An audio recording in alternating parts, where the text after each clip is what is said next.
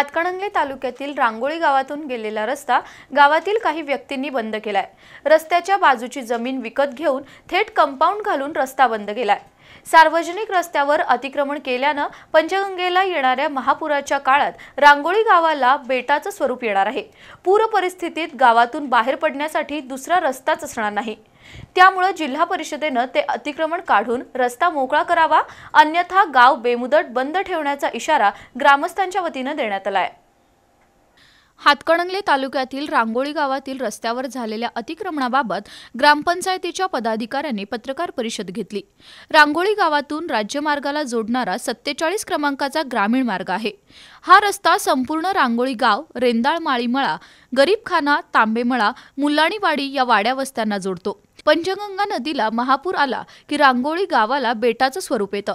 अशा वेळी सुमारे 10,000 ग्रामस्थांना गावातून बाहेर पडण्यासाठी हा एकमेव रस्ता आहे। मात्र रस्त्या शेजारील जमीन प्रशांत कुलकर्णी, नितीन कुलकर्णी, श्रीनिवास पाटील, अवधूत गोंधळी यांनी विकत घेतली आहे। जमीन विकत घेतल्यानंतर त्यांनी रस्त्यावर तारेचं कंपाऊंड घालून तसंच जेसीबीनं चर मारून रस्ताच बंद केलाय। ग्रामीण रस्त्यावर झालेल्या अतिक्रमणामुळे महापुराच्या काळात संपूर्ण रांगोळी गावाची कोंडी होणार आहे।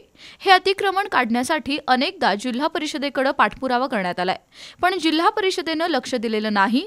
या सरकारी रस्त्यावर शासनाचा निधीही खर्च झालाय, त्यामुळे प्रशासनाने हा रस्ता अतिक्रमण मुक्त केला नाही तर संपूर्ण गाव बंद ठेवून रास्ता रोको करण्याचा इशारा सरपंच संगीता नरदने, उपसरपंच सविता मोरे यांनी पत्रकार परिषदेत दिला।